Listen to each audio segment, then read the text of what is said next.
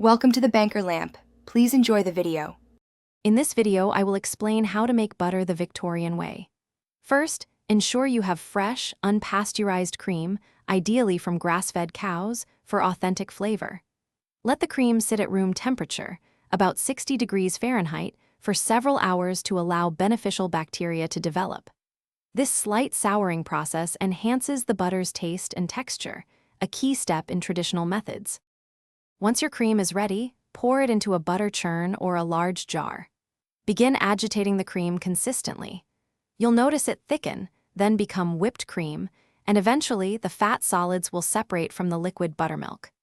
This transformation is fascinating to watch and usually takes between 20 and 40 minutes of continuous effort, depending on your technique and the cream's fat content. After the butter has separated, carefully drain off the buttermilk. This liquid is delicious and can be used in baking. Next, wash the butter under cold running water, kneading it gently to squeeze out any residual buttermilk. Repeat this washing process several times until the water runs completely clear.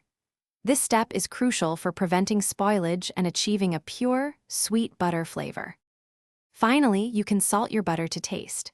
Victorian recipes often called for a generous amount of salt, around 1/2 to 1 teaspoon per pound, which also acted as a preservative.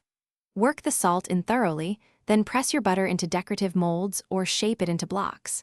Store your homemade butter in a cool, dark place or refrigerate it.